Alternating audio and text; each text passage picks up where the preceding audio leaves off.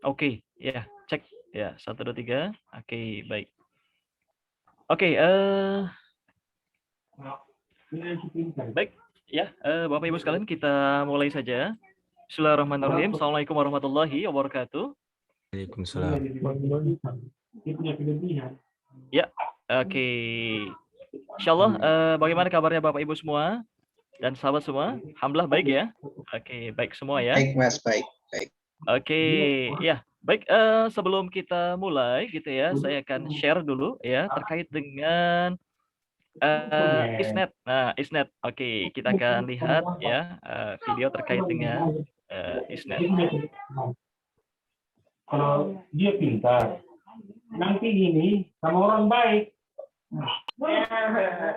Dia baik sama orang. Terus orang banyak ngomongin dia.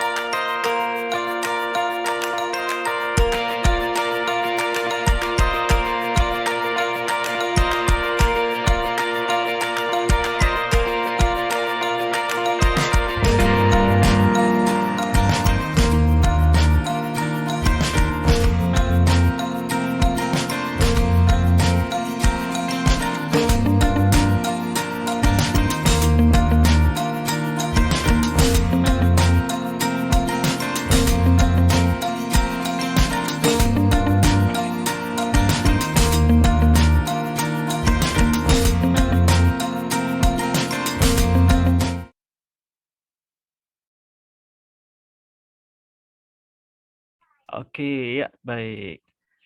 Oke, hari ini insya Allah kita akan mulai ya. Sebelumnya ada satu video lagi ya terkait dengan studi di Taiwan ya. Oke, baik, kita akan saksikan Bapak Ibu dan rekan-rekan semua.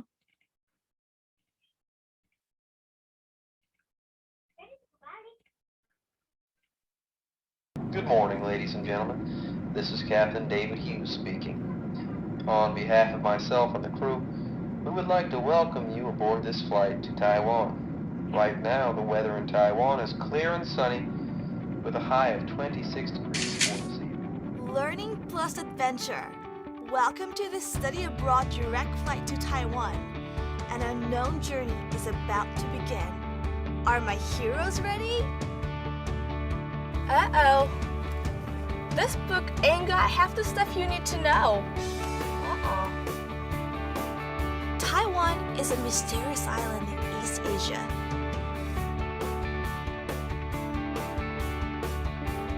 Most people here speak Mandarin Chinese, yet somehow everyone here seems to speak a bit of English. And body language.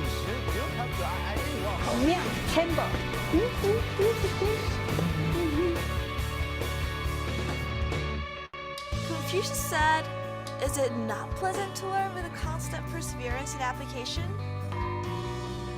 The concept of learning is deeply rooted among their beliefs. Work hard, play hard. Don't forget that the destination of this adventure is the university. It looks like this boss is gonna be a tough one. Module is in the study stage. This process. Every mission is a challenge. The adventure will end if you don't put in enough effort.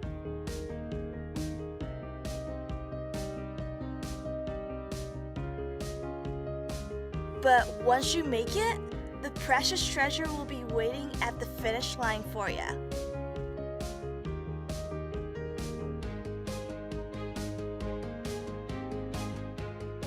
The transportation system here in Taiwan is uber convenient. Get a surfboard from Taipei 101 at noon on your day off and hop on the high-speed rail.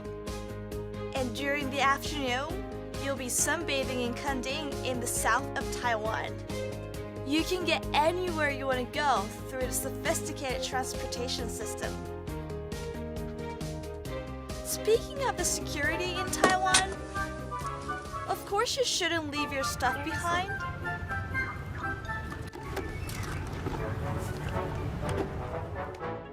Excuse me, are you looking for anything? Oh my god. Yeah, it's mine. Thank you. You're welcome. 谢谢，谢谢，谢谢。 It's even safe for girls to go out to get late night snacks.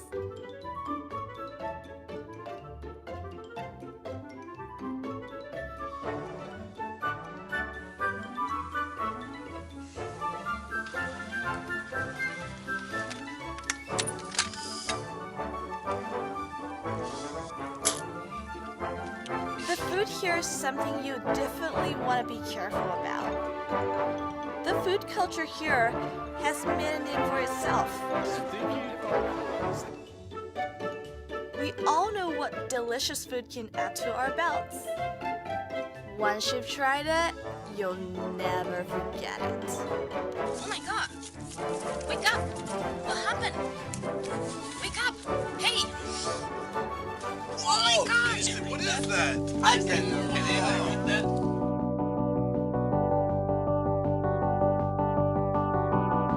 Oh, and let's not forget that. You gotta study Mandarin every day in order to experience the true excitement of this quest. Taiwan and its unknown adventures are expecting your visit. The plane is about to land, and your journey shall begin.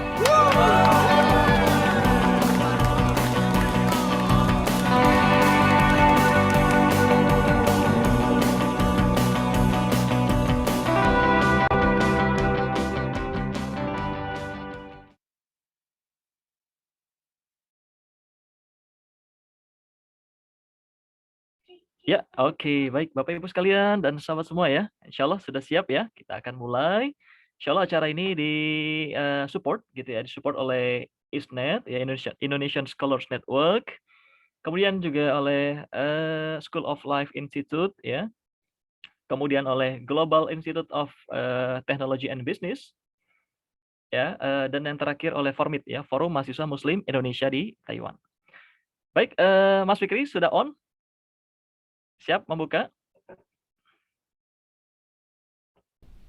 Halo, Pak. Siap. Oke, Insyaallah. siap. Silakan Mas Fikri. Ya, dipersilakan. Oke, alhamdulillah. Teman-teman semua, assalamualaikum warahmatullahi wabarakatuh. Waalaikumsalam. Salam sejahtera untuk kita semua di malam yang berbahagia ini. Alhamdulillah, segala puji bagi Allah SWT. Kita bisa berjumpa di kondisi yang baik, insya Allah ya teman-teman semua ya. Sudah ada 60 partisipan ini dari berbagai belahan dunia sepertinya Pak Iqbal ya. Ya, mau dari yang zona waktu WIB, WITA gitu ya, mungkin WIT, dan mungkin ada berbagai teman-teman yang di luar negeri juga sepertinya barangkali. Selain di Taiwan, kemudian mungkin di bagian-bagian Asia yang lainnya. Oke teman-teman semua, pada hari ini, malam hari ini senang banget gitu ya, kita bisa berjumpa dengan ISNET gitu ya, bersama-sama dengan acara ISNET. Perkenalkan, nama saya Lukman Fikri Amrullah.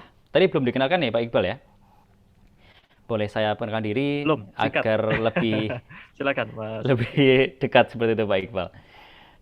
Ya, nama saya Lukman Fikri Amrullah, bisa dipanggil Fikri. Hari ini saya akan berperan sebagai moderator gitu ya, moderator ngobrol-ngobrol santai kita, obras kita di malam hari ini. Saya alumni Taiwan juga, baru pulang sekitar 5 bulan atau 4 bulan yang lalu gitu ya, di National Center University Taiwan, dan sekarang menjadi Waksekjen di bidang luar negeri ISNET, yang kerjaannya ngurusi grup beasiswa Taiwan dan juga jadi tempat tanya seperti itu ya bagi teman-teman semua yang ingin untuk menempuh studinya di Taiwan. Nah, nanti silakan teman-teman semua follow up dari ngobrol santai ini. Nanti bisa teman-teman tanya-tanyakan terkait dengan minat studinya. Oke, hari ini kita sudah kedatangan 2 pembicara, teman-teman semua. 2 teman ngobrol yang insya Allah asik gitu ya, dari Taiwan langsung. Jadi sekarang sudah hampir jam 9 malam ini ya, WIB +1 itu saya ingatnya. Nah, yang pertama adalah Kang Arwin, gitu ya, mahasiswa PhD di National Central University, dan juga yang kedua, teman-teman semua, adalah Kang Raha Ramadana dari Master Student di National Taiwan University of Science and Technology (NTUST). Nah, teman-teman semua, mari kita bersama-sama mulakan ngobrol santai kita pada malam ini dengan membaca doa bersama-sama. Bismillahirrahmanirrahim. Oke, yang pertama kita akan tanyakan dulu nih, sudah datang belum ya pembicara yang pertama ya? Teman ngobrol kita yang pertama nih, Pak atau Kang Arwin, sudah hadir malam hari ini? Oh sudah, Masya Allah. Oke, Kang Arwin. Ya. Gimana kabarnya Pak? Lama nggak berjumpa kita. Iya. Sehat-sehat. Ya, alhamdulillah terakhir kali kita jalan-jalan di Tamsue ya, di bagian utara Taiwan, Wonton dan kita pulang-pulang hujanan itu, Pak. Oke. Ya. Gimana keluarga, Pak Arwin? Ya, alhamdulillah sehat-sehat semua. Ini sedang menunggu kelahiran anak yang keempat ini di sini. Oh, Masya Allah. Iya, ya. Ini Pak Arwin sedang menunggu kelahiran anak yang keempat, teman-teman semua. Jadi semua keluarganya dibawa, gitu ya, semua keluarga dibawa. Nanti kita akan tanyakan ke beliau. Ada tayangan yang mau disampaikan mungkin, Pak Arwin? Ya, ini mungkin tayangan singkat ya. Oke, jadi teman-teman semua sambil Pak Arwin nunggu share screen, ya jadi Pak Arwin ini dulu merupakan mahasiswa S1 di Fakultas Teknik di Universitas Gadjah Mada di UGM, di tempat yang sama, dan sekarang berada di Taiwan. Nah, nanti detailnya akan disampaikan oleh Pak Arwin, insya Allah. Jadi teman-teman ini yang mau studi S3 ya di Taiwan, nah menjadi referensi nih bagi teman-teman semua. Oke, sudah siap insya Allah ya. Sudah terlihat Pak Arwin halaman utamanya. Kepada Pak Arwin kami persilakan. Silakan Pak Arwin. Baik, nanti mungkin sambil ngobrol-ngobrol nih Pak Arwin ya. Jadi nanti ya. Siap-siap, ini juga singkat aja sih untuk presentasinya begitu. Jadi tentang sekilas tentang Taiwan, kemudian NCU, karena saya sendiri sekarang menjadi mahasiswa di NCU ini, National Central University, apa itu, di mana, dan segala macam nanti insya Allah akan jelaskan, dan beasiswanya gitu. Jadi yang pertama tentang Taiwan nih, mungkin ada beberapa teman-teman yang belum tahu atau mungkin bertanya-tanya sebenarnya Taiwan itu di mana. Nah, Taiwan itu ada kalau di peta itu di ini ya, di sebelah tenggara dari Cina daratan, di bawahnya Korea dan Jepang. Jadi ada bentuknya pulau ya teman-teman ya, pulau. Nah, di situ ibu kotanya Taipei. Jadi Taipei, kemudian di sini biasanya pakai NTD, New Taiwan Dollar. Makanya nanti kalau terkait dengan beasiswa juga pakainya NTD. NTD ini kalau dikonversikan dengan rupiah kira-kira sekitar 500 lah. 500-an, bisa 500 sampai 520 begitu. Nah, ini sebenarnya pulaunya kecil aja, jadi cuma 36.000. 36.000 itu sebesar apa ya? Jogja apa ya?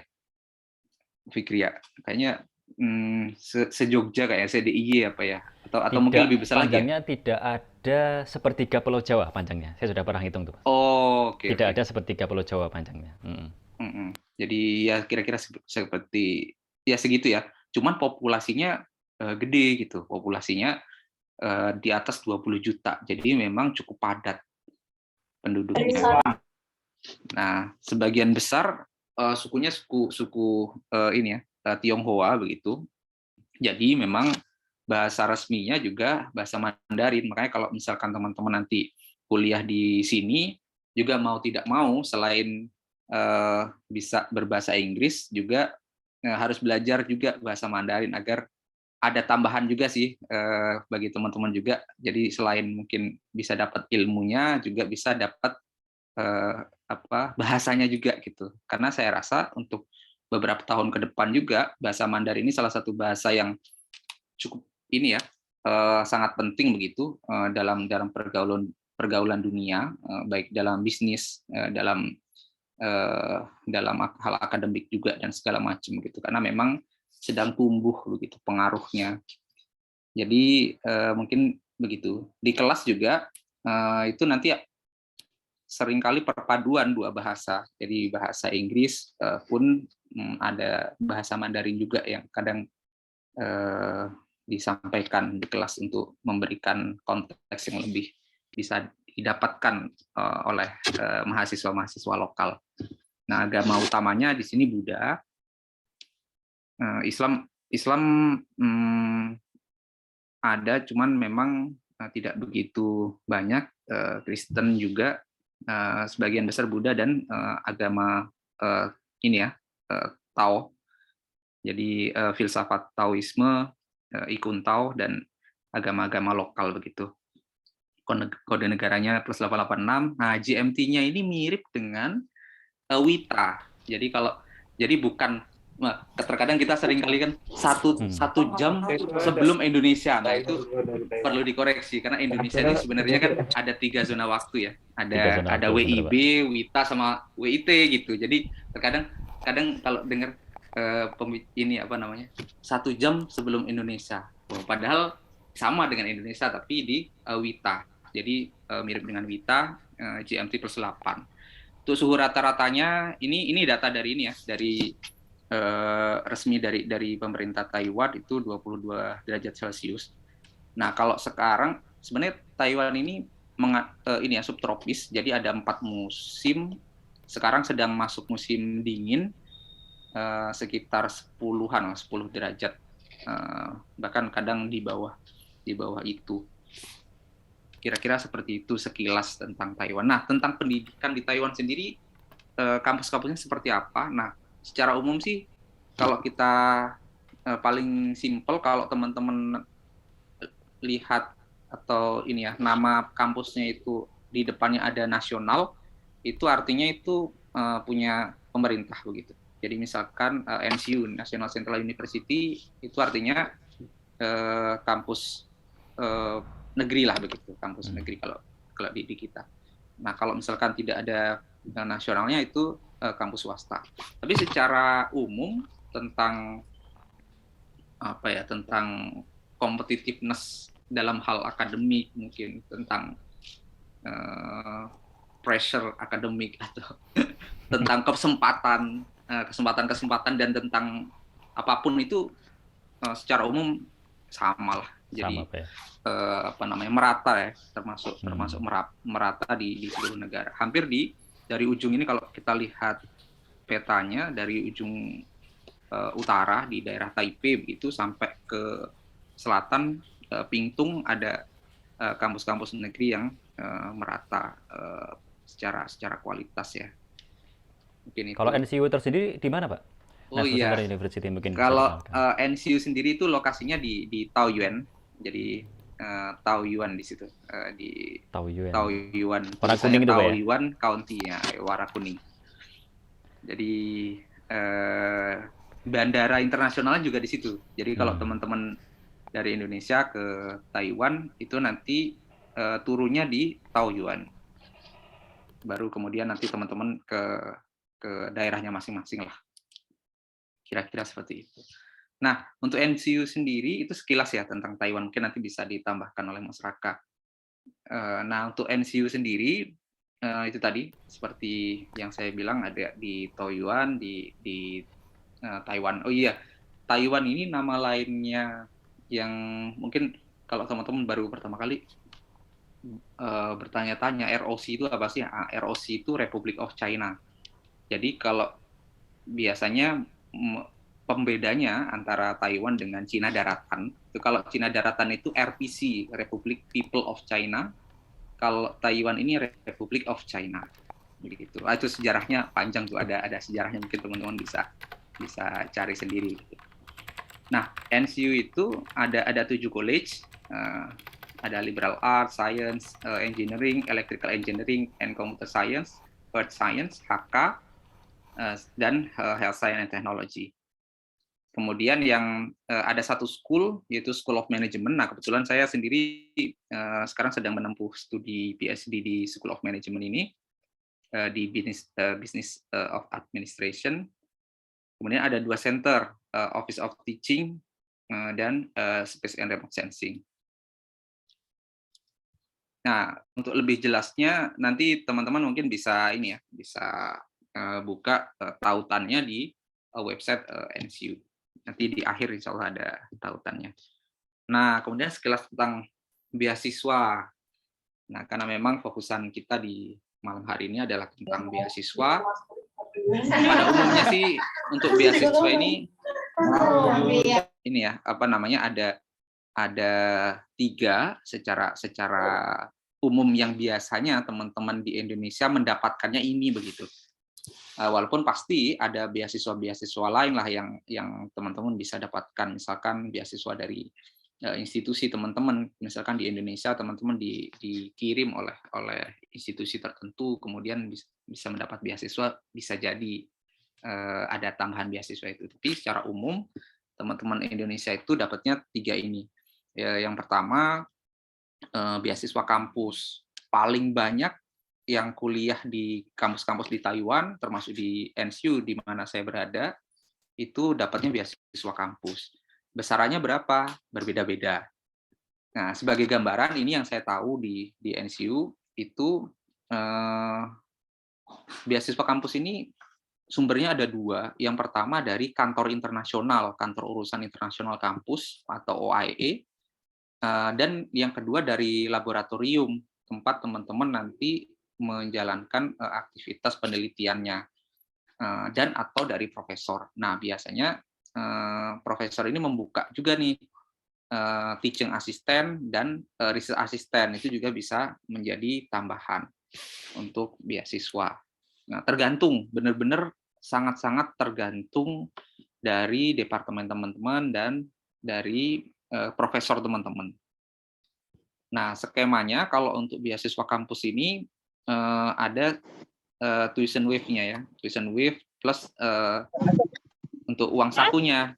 Nah, kira-kira gambarannya ini kalau di NCU untuk S2 sekitar 10.000 NTD ya, 10.000 NTD, nanti teman-teman konversi sendiri seperti tadi yang saya sampaikan, 1 NTD-nya kira-kira Rp500. Nah, kemudian untuk S3 kira-kira 15.000 NTD. Nah, apakah bisa lebih dari ini? Bisa banget. Nanti tergantung kebijakan dari profesor masing-masing. Misalkan teman-teman dimasukkan ke suatu proyek atau dimasukkan sebagai asisten untuk ini ya, dosen atau asisten riset. Nah, itu biasanya dapat tambahan lagi. Nah, kemudian yang kedua itu dari MOE. MOE itu ini ya, Kementerian Pendidikan Taiwan. Jadi Kementerian Pendidikan Taiwan ini juga membuka kesempatan beasiswa buat teman-teman. Untuk syaratnya apa saja? Nah, nanti bisa dicek karena syaratnya ada beberapa syarat, termasuk alurnya itu di websitenya MOE. Untuk MOE ini terbuka untuk umum, begitu, terbuka untuk umum dan besarannya lebih dari beasiswa kampus, sekitar 20.000. Nah, 20.000 plus tuition wave.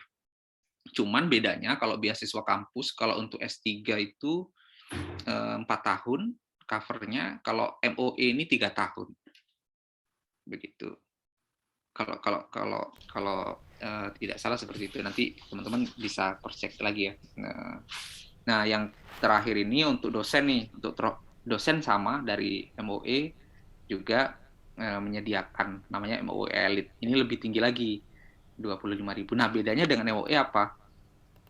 Kalau MOE Elite ini tidak termasuk tuition wave. Jadi untuk kredit fee-nya itu memang bayar sendiri. Cuman besarannya minimal besarnya 25.000. Jadi MOE Elite lebih besar lagi. Nah, ini ada skema beasiswa yang paling umum yang biasanya didapatkan oleh teman-teman mahasiswa dari Indonesia.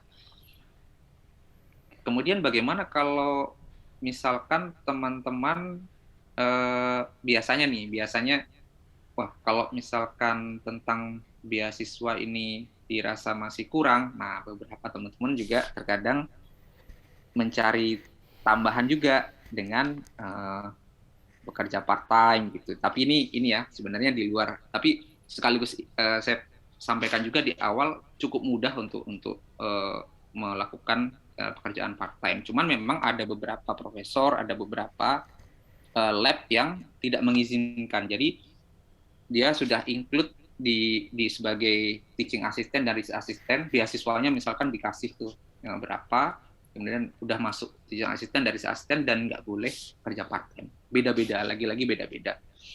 Nah, kalau misalkan ingin bawa keluarga, tentu misalkan ada keperluan untuk yang lebih besar, nah itu biasanya di ini ya, sambil bekerja part time itu juga memungkinkan.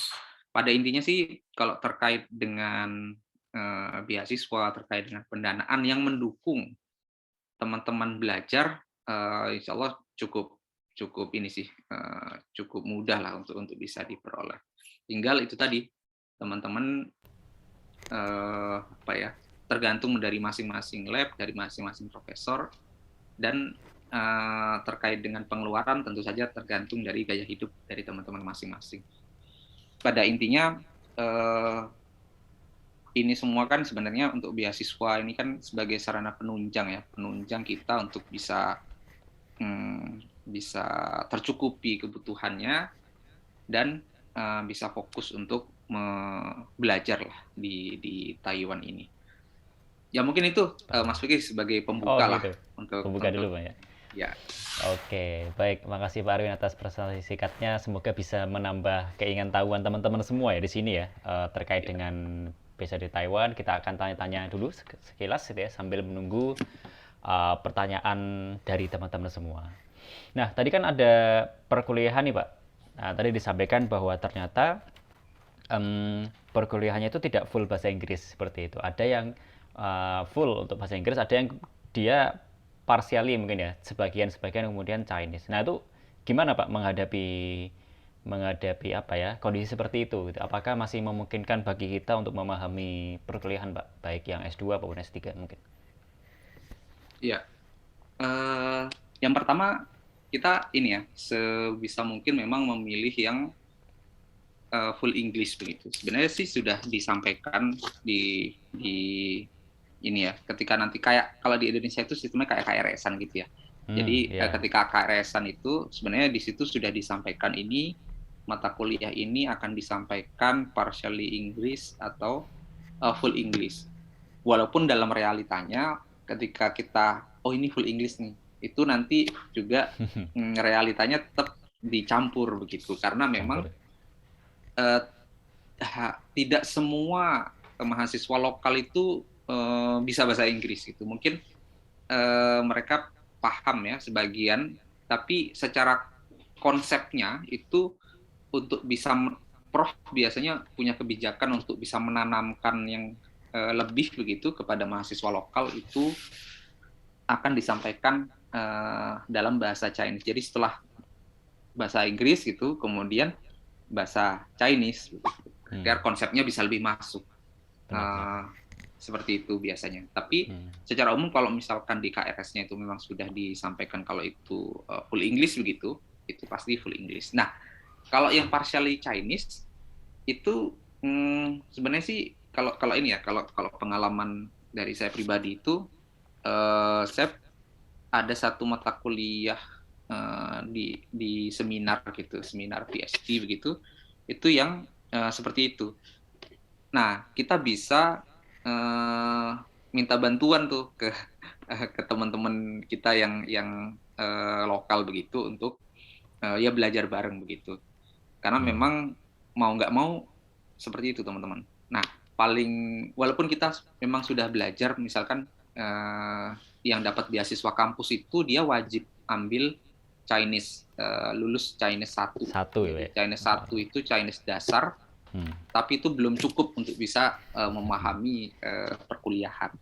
Jadi untuk survival memang ya itu hanya untuk survival kehidupan di Taiwan begitu. Baik. Oke, makasih Mbak untuk penjelasan tentang perkuliahan ya teman-teman semua. Jadi ada memang yang dia full taught in English di KRS-nya dia. ada yang partially seperti itu, sehingga teman-teman akan tahu sejak awal.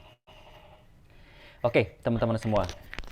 Selanjutnya nih Pak, tadi kan disampaikan bahwa beasiswanya itu paling umum 3 tadi itu ya, kampus, kemudian MOE dan MOE Elite itu ya. Nah ini ada pertanyaan ini salah satu tentang beasiswa nih. Jadi gimana kalau tadi bawa keluarga ya, dan secara umum, secara defaultnya itu apakah dari kampus punya slot gitu ya, jadi kayak jatah untuk keluarga, misalnya kalau di LPDP kan ada untuk keluarga misalnya seperti itu. Nah kalau misalnya yang di Taiwan itu apakah ada khusus untuk yang dia sudah berkeluarga atau belum Mbak? Atau memang harus kalau mau tambahan ya harus part-timean seperti itu mungkin Mbak? Silakan. Oke. Nah ini secara umum sebenarnya tidak ada porsi, misalkan kalau kita nggak bawa keluarga misalkan kita dapat 15, kalau bawa keluarga misalkan 17, misalkan kayak gitu ya. Tidak ada begitu. Hanya memang gini, ketika ini juga sebenarnya agak tricky juga teman-teman. Kita ketika memberitahukan ke Prof kalau kita membawa keluarga, terkadang Prof pengertian, walaupun pengertiannya belum tentu dalam bentuk penambahan uang saku atau stipend tadi itu. Bisa jadi pengertiannya adalah berupa beban begitu, bebannya lebih diringankan dalam ini ya, dalam target-targetnya begitu dengan yang tidak bawa keluarga, sehingga kita juga punya cukup kesempatan juga untuk mendapatkan tambahan lain, misalkan dari proyek-proyek yang dilakukan oleh profesor gitu, entah di lab gitu, atau juga bisa jadi udah diberikan izin juga untuk rekomendasi, kan kita nanti ada ini working permit gitu, kalaupun diberikan working permit, kemudian nanti kita bisa melakukan kerja part time di luar gitu. Itu tapi benar-benar tergantung, sangat-sangat tergantung dari profesor teman-teman masing-masing. Nah, tapi secara umum tidak ada kebijakan khusus untuk yang bawa keluarga. Oh ya, ini khusus ya Pak ya. Iya, mungkin ini juga teman-teman, salah satu kenapa seperti itu, profesor-profesor Taiwan ini kebanyakan lulusan Amerika begitu. Jadi dan memang secara umum orang-orang Taiwan sendiri itu memang secara gaya hidup, lifestyle dan itu American centris begitulah. Jadi khas Amerika itu keluarga itu urusan pribadi begitu. Jadi urusan pribadi dan akademik ya kalau bisa ya urusan yang lain begitu. Jadi memang nggak begitu, istilahnya kesini itu untuk belajar aja gitu belajar ya? Begitu. Tapi kalau mau bawa keluarga ya monggo aja, tapi ya itu urusanmu begitu. Nah secara umum kayak gitu kalau American style lah ya. Ya kira-kira seperti itu sih teman-teman. Jadi memang tidak ada alokasi khusus untuk keluarga. Tinggal pintar-pintar kita aja sebenarnya untuk mengatur alokasi keuangan. Oke, masih terkait dengan beasiswa nih Pak. Nah, ini ada yang tanya, apakah kemudian tadi yang MOE yang biasa nih Pak ya, itu sudah termasuk tuition fee belum Pak? Yang biasa nih, bukan yang elite nih? Atau Iya, yang biasa itu sudah ada tuition waive ya, tuition waive plus jadi pembebasan biaya kuliah ya berarti ya. Betul. Oke, jadi kalau misalnya yang MOE yang biasa itu dapat fresh money itu ya, itu berarti untuk pribadinya itu, jadi tidak untuk tidak untuk biaya tuition ya, jadi ya tidak. Oke. Betul. Itu nanti ini ya teman-teman, untuk lebih detailnya ini ada tautan penting tentang MOE. Jadi nanti teman-teman bisa rujuk di tautan ini, termasuk alurnya, persyaratannya tentang beasiswa MOE itu, termasuk dibukanya. Kalau sekarang sepertinya ini ya sudah waktunya untuk spring ya. Jadi pembukaan spring nanti teman-teman bisa cek di sini update-nya, termasuk tentang itu tadi persyaratannya. Saya rasa tidak berubah Baik, baik, Pak. Oke. Jadi penting bagi yang pengen dapat beasiswa, yang pengen ke Taiwan untuk cari-cari informasi terlebih dahulu, Pak ya. Buka websitenya, buka kemudian kampus-kampusnya, skema beasiswa apa yang ditawarkan, seperti itu. Karena bisa jadi ada perubahan-perubahan kebijakan seperti itu ya, Pak Arwin ya. Betul, betul. Oke, ya. Terus yang mempengaruhi cukup atau tidaknya beasiswa tadi Pak ya, kehidupan kita ya, lifestyle kita Pak ya. Jadi ada yang cukup, ada yang bisa sampai saving gitu ya. Ada yang kurang itu ada Pak, pernah menemukan seperti itu enggak? Ya, betul-betul. Nah, itu salah satu hal yang sangat-sangat tergantung dari diri kita sendiri dalam mengalokasikan dana. Ada teman yang ambil S2 yang saya tahu itu beasiswanya di bawah yang tadi saya sebutkan, 8.000 NTD itu juga cukup untuk hidup sehari-hari itu cukup. Cuman nggak bawa keluarga ya, maksudnya sendirian begitu, dengan segitu cukup. Tapi ada juga yang segitu kurang gitu, karena memang berbeda ininya sih, manajemennya begitu, manajemen keuangannya tentang misalkan kalau tinggal di dalam kampus sama di luar kampus kan berbeda. Iya, beda. Biayanya dan segala macamnya. Jadi memang, nah sekarang yang paling penting itu adalah mengetahui tentang itu tadi, kira-kira berapa nih kalau misalkan, karena hidup misalkan kayak Mas Raka itu di Taipei dengan saya yang di Taoyuan tadi itu juga berbeda juga, komponen pengeluarannya gitu, kosnya berbeda. Jadi masih di daerah pun, antar daerah itu berbeda-beda pengeluarannya. Jadi sebagai ilustrasi, misalkan yang saya tahu lah, yang saya alami sendiri di NCU, di National Central University, saya tinggal di luar kampus. Saya tinggal di luar kampus. Itu mahal, untuk domnya kira-kira 4.000 NTD per bulannya. Nah kemudian untuk biaya hidup, ya karena saya bawa keluarga tentu beda ya. Kalau ketika sebelum bawa keluarga itu cukup gitu dengan komponen beasiswa yang didapat per bulan itu, cukuplah untuk sehari-hari begitu. Komponen paling besar kan ya paling cuman itu aja kan, tempat tinggal kan. Kalau untuk makan ya lagi-lagi tergantung, kalau kita masak sendiri juga bisa lebih hemat begitu. Baik. Jadi cukup, insya Allah cukup dengan beasiswa yang ada. Ya. Ya, oke. Masih sama Pak tentang beasiswa nih, karena memang menarik ya, Taiwan banyak mengeluarkan beasiswa ya bagi mahasiswa internasional nih. Kalau untuk kampus medical Pak, ada informasi enggak Pak? Kira-kira kalau TMU misalnya, Taipei Medical University itu ada pembebasan tuition fee nggak Pak di dalam skema beasiswanya? Iya. Nah, untuk TMU ini kebetulan sebelah saya ada teman dari TMU. Saya sekaligus konfirmasi nih, karena memang ya itu tadi teman-teman, antar kampus ini sebenarnya bisa jadi sangat-sangat berbeda ya tentang kebijakannya ya. Jangankan antar kampus, tapi di dalam kampus pun itu berbeda-beda.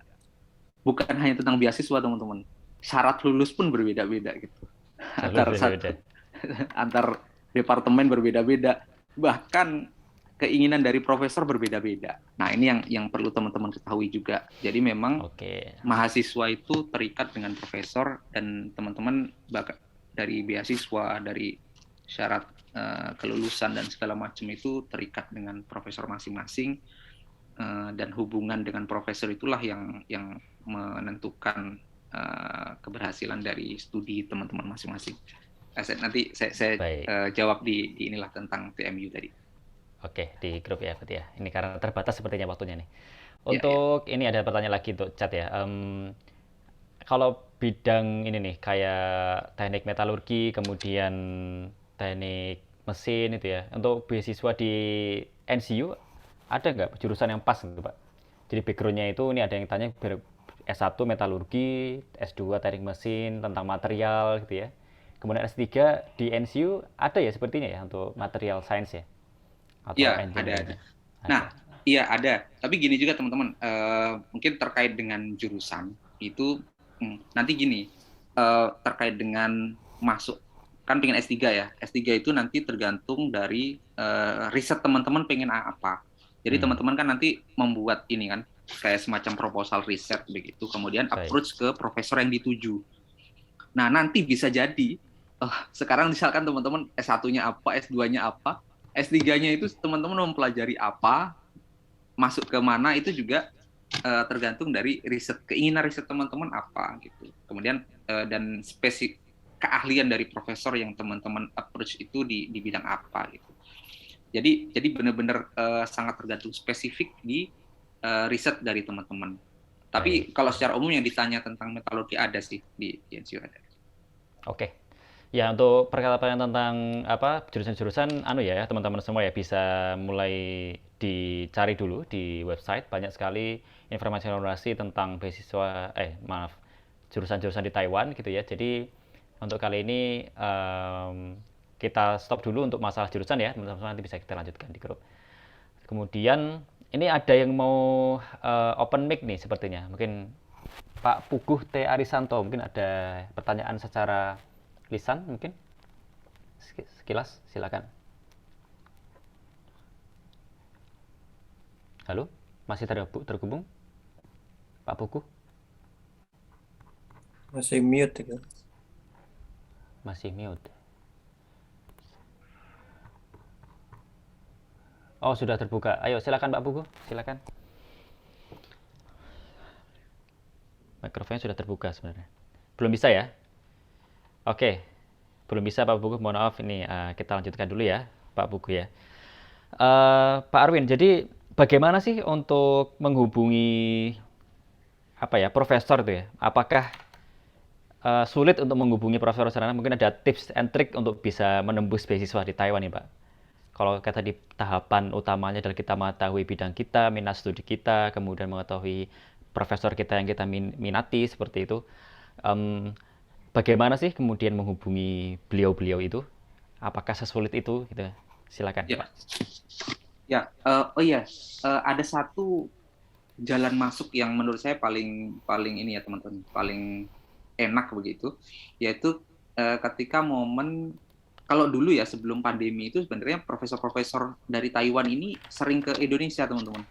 Jadi ke Indonesia biasanya ke kampus-kampus yang membuka hubungan riset bareng atau sering bareng lah dengan kampus Taiwan.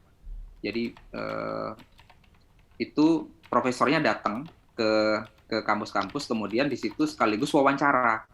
Nah, wawancara teman-teman nanti datang ke sana, kemudian wawancara dengan profesor, itu sekaligus nanti diarahkan ke profesor tertentu. Dalam kasus yang saya alami dulu begitu.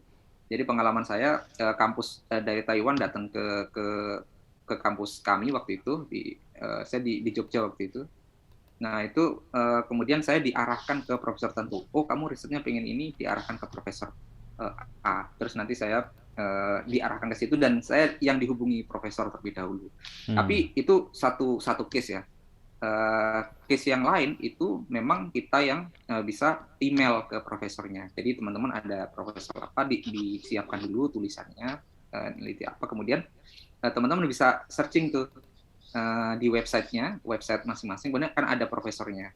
Profesornya ini keahliannya apa begitu. Nanti teman-teman bisa searching juga di Google Scholar misalkan keahliannya apa, nanti di approach tuh biasanya kan ada korespondensinya, coba aja say hello gitu, nanti insya Allah akan semoga ini ya karena ada yang dibalas ada yang enggak, tapi ya itu salah satu tantangan juga lah dalam kalau keinginan studi ya.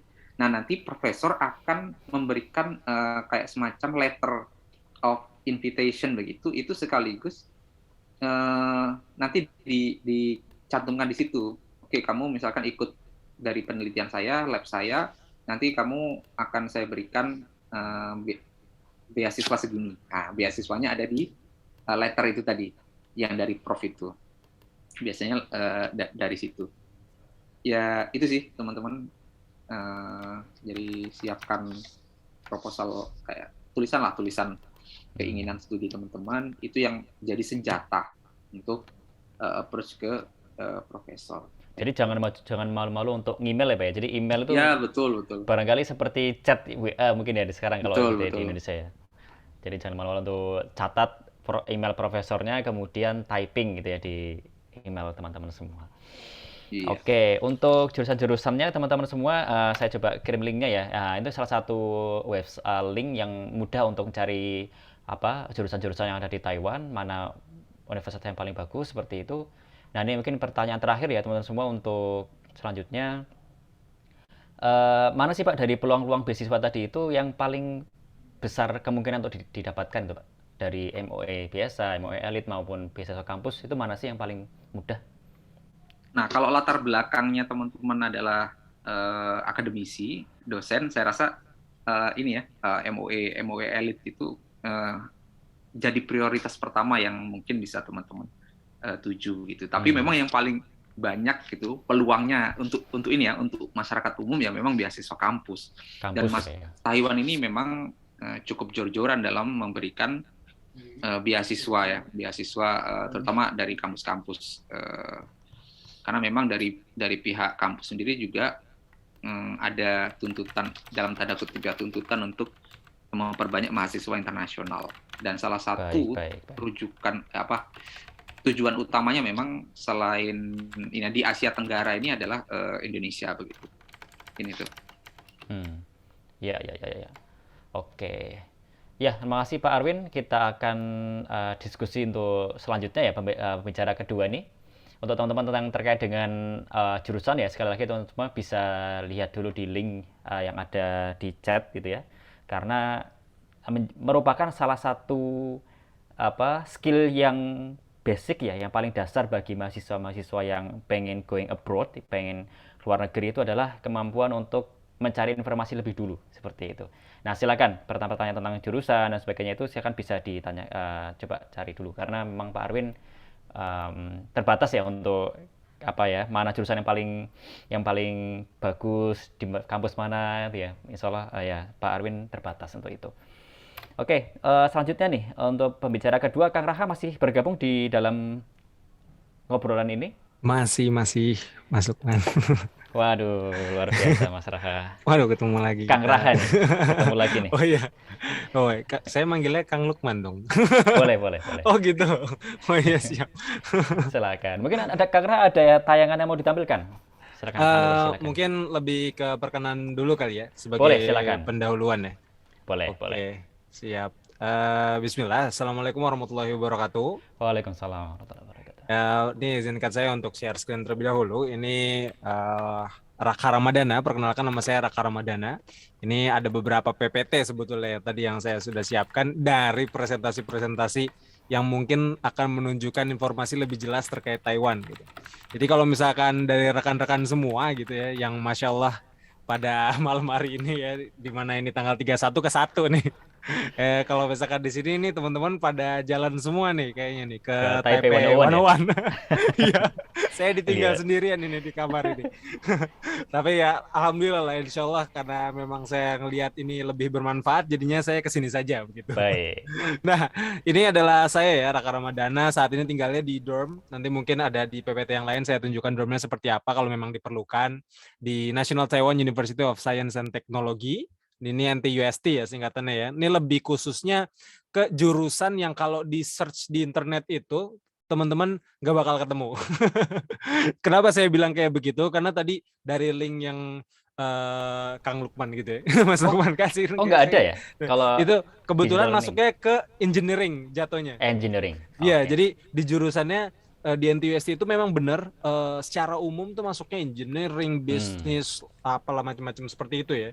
Karena Taiwan University of Science and Technology kan masuknya kan seperti itu. Tapi ternyata pas dicek dalamnya lagi dan ini kemampuan bertanya begitu ya. Saya kodorullah nih bertanya ke Pak Iqbal gitu. Tanya ke Pak Iqbal, ternyata ada jurusan di dalam tuh yang namanya itu Graduate Institute of Digital Learning and Education. Gitu. Nah, kalau untuk beasiswanya tadi betul ya, sebagian besar sudah dijelaskan juga oleh Pak Arwin. Kalau saya dapatnya yang dari kampus gitu, beasiswa NTUST Scholarship. Nah, itu kalau karena tinggalnya di Taipei, jadi menurut saya pribadi dan menurut teman-teman juga kemudian bilang ini akomodasi mahasiswanya sangat mumpuni. Karena kalau saya pribadi 12.000 ya dikasihnya itu per bulan ya? jadi stipend. Betul Mas. Jadi 12.000 itu udah cukup banget buat saya. Karena tinggal di Taipei itu kurang lebih kehidupan sehari-hari ngabisinnya 7.000 sampai 8.000. Itu pun juga udah enak, makan enak lah bahasanya. 7.000 sampai 8.000 tuh makan enak. Jadi berarti kan bisa ada simpenan sekitar 4.000 lah gitu. Untuk bulan berikutnya, mau investasi atau apain bebas lah gitu. Jadi ini alhamdulillah kalau di Taipei yang mana itu adalah tadi paling tinggi kalau untuk biayanya 12.000 itu dari NTUST ini sangat mengakomodasi sekali untuk mahasiswa. Itu beasiswa dari NTUST. Cuman memang kalau kemarin ngobrol sama profesor pada saat pendaftaran begitu ya, NTUST scholarship ini memang sangat sengit jatuhnya karena dikit yang dapat gitu. Apalagi yang full gitu. Alhamdulillahnya saya dapat yang full scholarship dan itu kompetitif banget. Sehingga memang disarankan untuk kita itu mencari beasiswa yang dari pemerintah kayak misalkan tadi yang disebutkan MOE atau MOE Elite kalau misalkan dari dosen itu. Nah, ini sisanya ini cuma nunjukin bahwa ini adalah Taiwan ya posisinya kalau untuk riset dan semacamnya itu ada di bawah US dalam segi e-learning. Ini saya nyarinya spesifik ke e-learning begitu ya. Itu kenapa akhirnya saya milih ke Taiwan. Terus ya kalau untuk ranking dan semacamnya sebetulnya saya nggak terlalu memprioritaskan ranking banget sebetulnya. Yang penting kalau dapat jurusannya dan itu adalah suatu hal yang memang berbeda dari yang kita sudah alami. Bahasanya itu dalam segi pencapaian, maka ambillah itu gitu maksudnya. Nah terus kalau untuk ini sisa-sisanya ya, lainnya ya, saya coba setelah ini akan switch atau tune in ke PPT yang lain. Ini untuk nunjukin kampus sebetulnya. Nah ini kayaknya udah pindah ya. Ini kalau untuk kampus ini ada 4 hal sebetulnya yang saya akan sampaikan di awal. Yang pertama itu adalah tadi sama seperti yang disampaikan Pak Arwin juga, yaitu ketertarikan kita di mana. Karena memang untuk kampus yang tertentu itu kita benar nyari tadi kalau kata Mas Lukman mencari suatu informasi ini skill sangat penting dimiliki. Penting sekali. Iya, sangat penting dimiliki gitu. Nyarinya kemana-mana, browsing Google. Kalau nggak ada di Google di Bebo gitu ya. Kalau nggak ada di Bebo di because it's not Google, Bing gitu ya. Nah, itu macam-macam kita bisa nyarinya di mana-mana gitu. Dan sampai detail-detailnya sampai nanya orang. Jadi kalau ada grup WA nih, kalau di Indonesia kan alhamdulillahnya sebagian besar di WhatsApp begitu ya, percakapan. Itu kalau ada grup-grup Taiwan, kalau bisa ada mahasiswa misalkan di situ ngomong, saya mahasiswa dari sini gitu, saya mahasiswa dari sini. Kalau pengen tahu lebih dalam langsung ditanya aja rekan-rekan. Jika misalkan ada ini nggak. Nah, yang saya lakukan juga begitu kebetulan. Selain dari apa? Selain juga nyari di website. Nah, kebetulan yang saya tunjukkan itu ini websitenya itu www.studyintaiwan.org. Dan ini websitenya resmi dari MOE-nya, jadi Ministry of Education gitu. Saya coba tunjukkan di Google Chrome yang saya lagi buka. Ini ya, di sini. Nah, ini bisa dicari seperti ini juga, sama tadi kurang lebih seperti yang dikasih sama Mas Lukman juga untuk websitenya. Tapi kalau ini jatuhnya ada logo MOE ya di sini ya. Sama ini International Higher Education juga dari Taiwan. Jadi ada di sini. Nah, menariknya di sini tidak hanya universitas saja. Jadi kalau universitas kita misalkan nyari kayak gini ya, karena saya education gitu. Terus Northern Taiwan, ini kalau saya cari NTUST nggak keluar gitu. Sebentar, ini saya hilangin dulu. Kalau misalkan saya cari kayak gini, NTUST nggak keluar gitu. National Taiwan University of Science and Technology nggak keluar. Keluarnya Chengchi University, tapi memang di dalamnya ada mereka education. Apalagi ini ya, apalagi saya coba next ke sini. Nah, apa namanya? National Taiwan Normal University. Nah, itu jelas banget. Ini dia. Ini pendidikan banget kalau ini. NTNU gitu ya. Jadi ada NTU, NTUST, NTUST sama NTMU gitu. Itu 3 kampus yang bisa kuliah loncat sana sini kalau saya bilang. Dalam tujuan ngambil course ya bisa pindah kampus. Tapi tetap lulusnya di kampus sendiri yang dipilih. Nah, itu nggak keluar di sini NTUST. Cuman kalau kita tanya-tanya ternyata di dalamnya ada yang jurusannya pendidikan gitu. Ternyata itu mesti nanya-nanya dulu dan semacamnya. Jadi memang bisa dibilang tidak terlalu rinci dan terlalu detail juga gitu. Dan kalau untuk beasiswa ini yang saya terakhir sampaikan ya insyaallah ini ada di sini juga gitu. Jadi kalau misalkan di sini kan di GIVE program. Nah, di sini ada scholarship. Nah, di scholarship itu ada boleh dari Taiwan atau dari foreign gitu kan. Source fundingnya apa. Nah, itu bisa kita search di sini atau dari University Scholarship. Bisa kita cari juga gitu di sini. Ini Fine University-nya kayak gimana, dan ngelihat juga di dalamnya ini, misalkan contoh saya buka kampus saya begitu ya, National Taiwan University, ya keywordnya itu aja yang saya masukin. Ini misalkan, nah ini bisa kita lihat di sini ada page kampus, ada bagian scholarship. Nah di sini University Scholarship for International Graduate Student, oh ada ternyata di sini, bisa langsung klik apply di sini. Ngarahnya kemana? Ngarahnya ke sini. Jadi kampusnya iya, jadi emang benar-benar langsung masuk website kampus, dan ini menurut saya penting banget gitu untuk kita ketahui, dan ini ada di sini juga. 18.000 untuk PhD. Begitu. Dan jadi tadi kalau misalkan dari rekan-rekan saya lihat di chat ya, kebetulan ada pertanyaan yang sebagian besar nanya terkait jurusan dan semacamnya. Itu betul. Jadi kita mencarinya lewat informasi-informasi website yang tadi Mas Lukman kasih, website yang ini juga bisa kita cari, atau mau lihat dari segi beasiswanya. Soalnya tadi pertanyaan yang masuk pertama bukan jurusan tapi beasiswa.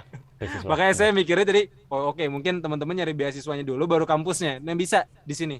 Jadi bisa juga dari website ini kita cari beasiswanya dulu ada apa enggak, terus baru kampusnya. Tadi kalau TMU juga ada juga ya beasiswanya ABC gitu kalau nggak salah dari mereka itu, karena ada teman juga dari TMU. Nah itu aja mungkin kalau untuk awalan, sekaligus tadi perkenalan plus sama informasi yang tadi ada beberapa pertanyaan yang menanyakan terkait mencari jurusan dan juga mencari beasiswa. Nanti mungkin selanjutnya kita lebih berbincang-bincang saja mungkin Kang Lukman. Gitu mungkin dari saya. Oke, Kang Raha, matur nuwun sangat. Makasih banyak.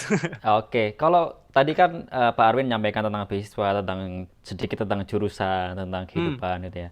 Nah, tadi kan ada yang nanya nih untuk prosedur beasiswa nih seperti itu. Itu apakah sama nih setiap universitas? Apakah misalnya kalau di Europe itu kan ada kayak portal gitu ya, kayak portal kita masukkan ke situs semua, kemudian mana yang nanti kira-kira masuk ke kayak pas dengan kita nanti akan dimasukkan ke situ, barangkali seperti itu. Nah, kalau yang di Taiwan ini apakah setiap kampus atau setiap jurusan itu bisa berbeda itunya, prosedur pendaftaran? Betul. Nah, ini pertanyaannya saya disclaimer dulu di awal. Jadi yang saya sampaikan pure pemandangan dari saya sebagai mahasiswa dari National Taiwan University of Science Technology, atau gampangnya NTUST lah, begitu. Dan ada beberapa dari teman yang memberikan informasi juga. Nah, kalau di NTUST sendiri, untuk beasiswanya itu dari NTUST bersamaan dengan kita daftar kampusnya. Jadi kalau di NTUST itu, ya tadi website yang saya sempat tunjukkan sedikit, sekilas gitu ya, masuk ke dalam itu kita bisa apply, dan di website tersebut itu, di dalamnya itu juga ada langsung pendaftaran, pendaftaran beasiswanya, gitu. Dan pendaftar beasiswanya itu juga nggak bilang kayak misalkan, esainya ditaruh di sini gitu. Kalau misalkan di Australia kan setahu saya ada tuh dari AAS ya. Ada esainya ditaruh di sini, alasan kamu masuk taruh di sini, sampai habis itu dicarikan kampus terus baru masuk. Kalau ini per masing-masing kampus. Kalau untuk beasiswa di per masing-masing kampusnya. Begitu. Jadi kalau misalkan kita klik apply di sini terus nanti masuk ke login ke dalam, di dalamnya sini pun itu ada pilihan untuk apakah kamu ingin mendaftar beasiswa NTUST. Nah, kalau untuk yang kampus yang lain kebetulan itu beda-beda. Tapi kalau untuk MOE kemarin itu yang MOE saya lakukan, saya juga kebetulan apply juga, tapi Koderla belum dapat. Gitu. Koderla belum dapat, dapatnya malah teman saya yang di sebelah ini. Di kamar saya malah dapat dia gitu. Nah, itu apply dokumen. Jadi sama kayak saya waktu itu juga pernah nge-apply ke Jepang, embassy Jepang. Itu kita naruh dokumen macam esai, terus abis itu hal transkrip, ijazah, fotokopi legalisir gitu ya. Itu ditaruh di satu map bundle begitu yang dibutuhkan sama MOE-nya. Kita berdasarkan website TETO, pada saat itu berdasarkan website TETO ada beasiswa MOE. Nah, itu langsung dikasih dan datang ke TETO-nya gitu. TETO-nya itu ada di Jakarta dan di Surabaya setahu saya. Kalau waktu itu saya yang ke Jakarta. Nah, nanti mungkin teman-teman bisa langsung cari ya, TETO di Indonesia gitu. Taiwan representatif. Nah, itu nanti kalau untuk MOE seperti itu daftarnya. Dan setiap masing-masing beasiswa di website yang saya tunjukkan tadi, prosedurnya ada juga tertera di situ. Oh, berarti bisa nih daftar, kita punya beasiswa kampus, kemudian kita daftar MOE bisa ya, dua sekaligus bersama? Sebetulnya pada saat pendaftaran MOE itu waktunya bertepatan sekali sebetulnya. Bertepatan ya? Nah, bertepatan sekali sama pendaftaran kampus dan pendaftaran beasiswa. Cuman beasiswa ini buka duluan. Jadi beasiswa buka duluan, terus baru kampus masuk gitu.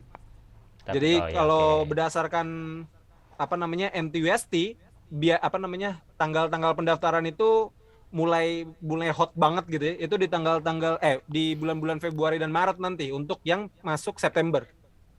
Itu kalau bisa mulai langsung langsung lihat-lihat cari-cari informasi gitu di bulan-bulan Februari Maret itu.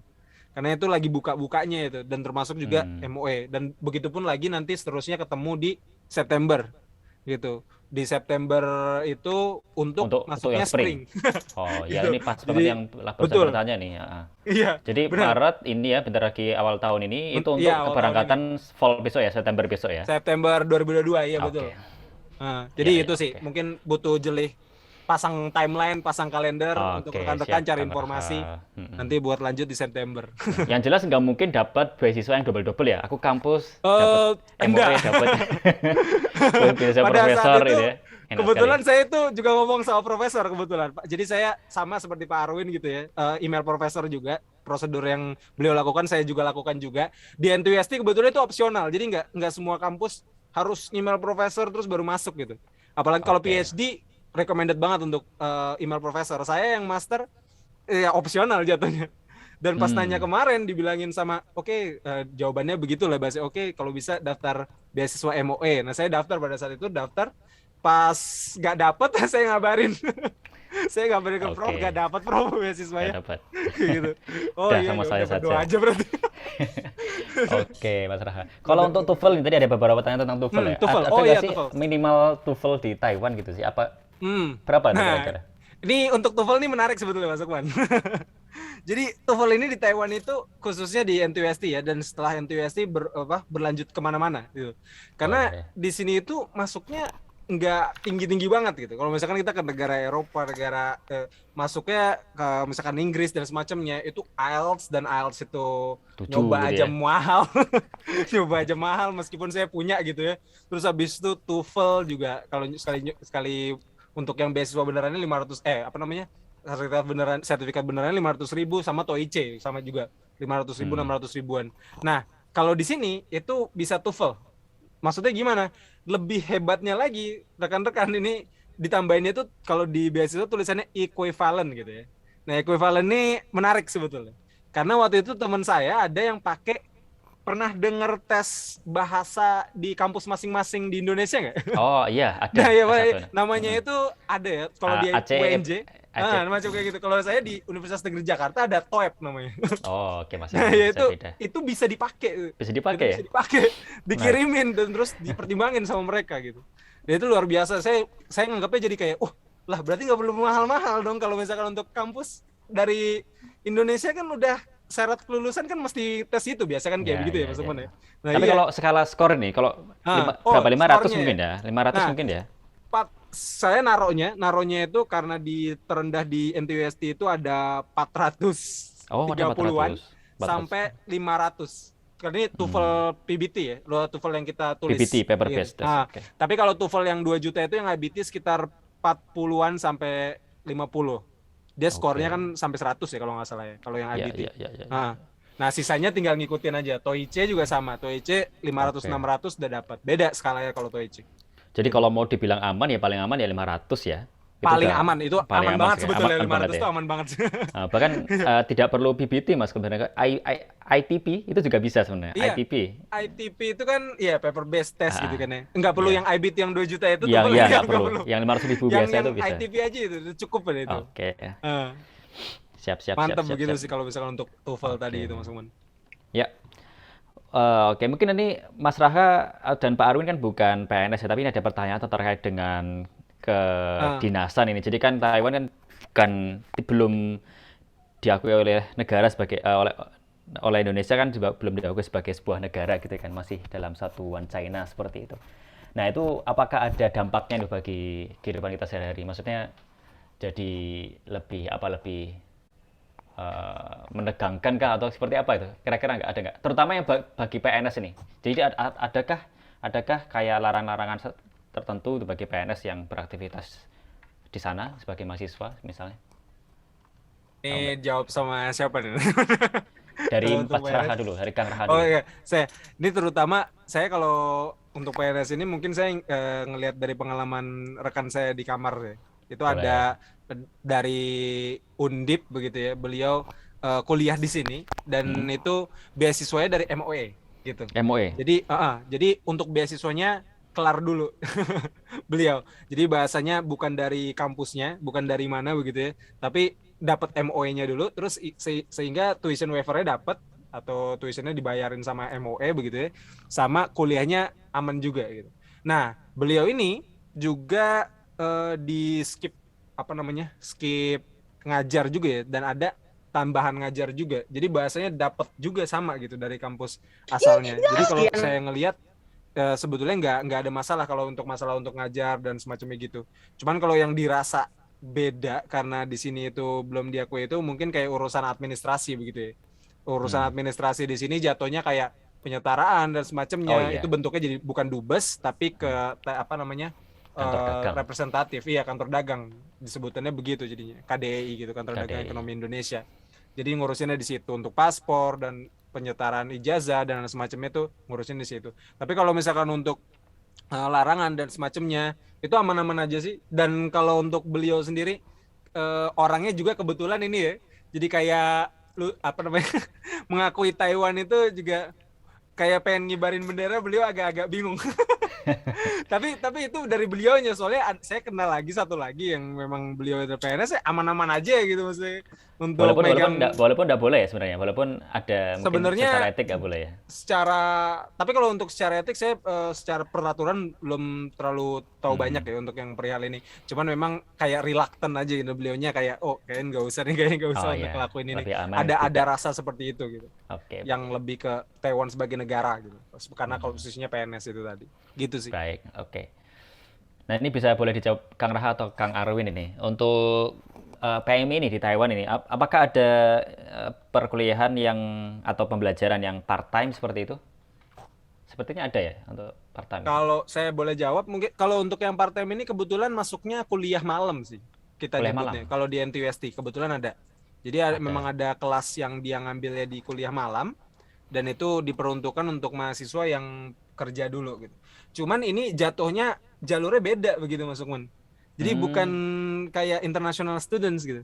Karena international students itu kan diharapkan ya bahasanya kuliah, lalu kerjanya di luar waktu kuliah. Karena memang kuliahnya kan nggak 5 hari full Senin sampai Jumat begitu ya. Jadi kita bisa di Sabtu sama di Ahad gitu misalkan bisa kerja di toko Indo misalkan contoh, atau di Resto Indo misalkan, itu bisa sih. Mahasiswa sini banyak, terutama mahasiswa Indonesia banyak banget yang kerja part time di masing-masing tempat dan masih kuliah, dan kuliahnya terhitungnya international student. Jadi bukan yang masuk kelas malam, tapi emang kelasnya cuma Senin sama Selasa, sisanya mereka part time begitu. Ada sih bisa. Selanjutnya, ini masih ada waktunya Pak Iqbal ya? Semoga masih ada waktunya. Masih. Karena ngobrol santai jadinya pertanyaan masuk, jawab, masuk, jawab. Ini terkait dengan apa ini? Tadi masih tentang beasiswa nih, Kang Raha nih. Tadi kan bilang MOE nih. MOE ini berarti memang 2 kali ya setahun ya. Berarti ada yang untuk masuk kuliah di spring semester gitu, kira-kira mungkin Februari gitu ya. Dan untuk yang masuk bulan September ya. Berarti ada 2 kali MOE ya untuk MOE. Nah, kalau dari informasi yang saya dapat sih iya, jatuhnya adanya seperti itu. Karena teman saya yang kemarin ini MOE dia masuk spring dia. Berarti masuk spring, berarti daftarnya akhir tahun ya? Iya, akhir tahun.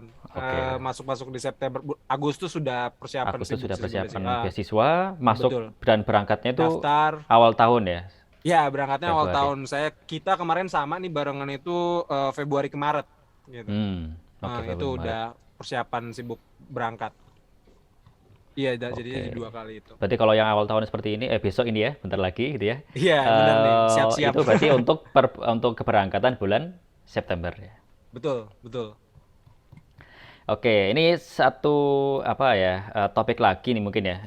Bisa Kang Arwin atau Kang Raha nih, terkait dengan kehidupan dan kayak aktivitas mahasiswa Indonesia di sana ini. Tadi kan kita belajar tentang beasiswa seperti itu. Lalu bagaimana interaksi mahasiswa Indonesia di sana? Apakah ada komunitasnya? Apakah ada silaturahmi yang bagus? Atau sebenarnya banyak loh di Taiwan mahasiswa Indo seperti itu. Seperti apa sih aktivitas mahasiswa Indo di sana, Kang Raha? Oh, saya dulu. Boleh. Oh, Setelah oke, ini oke. Kang Arvin setelah ini. Oh, boleh. Saya tadi pengen langsung kasih ke Pak Arwin. Oh gitu. Tadinya. Soalnya beliau belum ngomong nih, gimana Mas Lukman? Boleh Kang Raha, setelah itu Kang Arvin. Oke, boleh. Sip. Kebetulan kalau di saya, alhamdulillahnya ini saya kabar baik ya kepada rekan-rekan semua, terutama di NTUST itu banyak banget orang Indonesia. Banyak sekali. Banyak banget orang Indonesia dan more specifically orang Muslim. Gitu. Kita musola sampai 2 di sini, luar biasa ya. Musola Namanya sampai 2 ya? Musola Mekah Madinah. Jalannya jalan-jalan kecil gitu ya, lewat kantin. Padahal kalau mau hijrah bisa gitu, kalau mau musola. Dan itu ada satu musola yang buka 24 jam. Saya sekarang ke musola juga bisa itu kebuka gitu. Jadi di sini untuk khususnya Indonesia, saya bisa ngelihat karena banyak ini ya kebetulan ya, Surabaya begitu ya, yang tampangnya Chinese gitu ya. Ternyata pas ngomong medok ke Jawa. Iya. Jadi saya juga pengen ngomong ni hao juga bingung. Ini nanti tahu juga piye Mas gitu, kayak gitu sih. Malah Jawa salah Mas, gitu. ya? Iya. Opo tuh. Oh, Indo tuh Surabaya. Oh, Surabaya. Jadi emang di NTSC di sini agak lumayan kental banget kalau interaksi sama Indonesia itu. Saya jalan dari dorm ke kampus itu, kalau ngelihat orang lagi ngomong kan harusnya kan di mana ngomongnya ngomong bahasa Chinese gitu ya. Kadang di sela-sela Chinese terus ketemu orang Indonesia, lu PR udah kerjain kemarin gitu misalkan. Ada yang kayak gitu di NTUST. Ini saking banyak orang Indonesia, kantinnya pun juga ada terjemahan Indonesianya.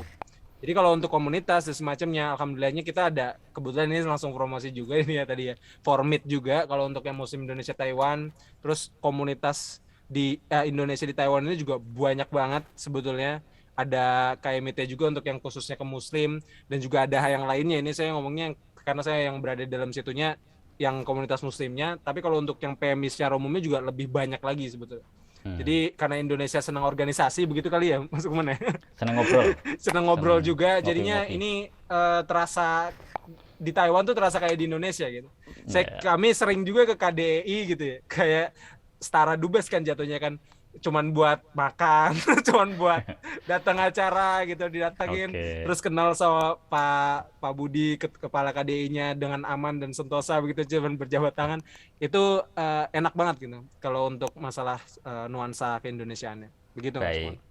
Kalau Kang Arwin gimana, Kang Arwin? Terkait dengan kita sebagai seorang mahasiswa Indonesia seperti itu, kemudian nanti masalah makan, barangkali ada kehidupan yang kita harus makan yang halal nih. Itu apakah sulit tuh di Taiwan untuk cari yang seperti itu, Kang Arwin? Iya, baik. Yang pertama itu benar sekali apa yang disampaikan Mas Raka. Jadi di sini banyak sekali orang Indonesia, dan memang karena kultur kita adalah kultur yang suka sosial begitu ya. Cukup berbeda sebenarnya dengan mahasiswa asli yang mungkin lebih banyak sendiri-sendiri begitu. Nah, kita itu lebih banyak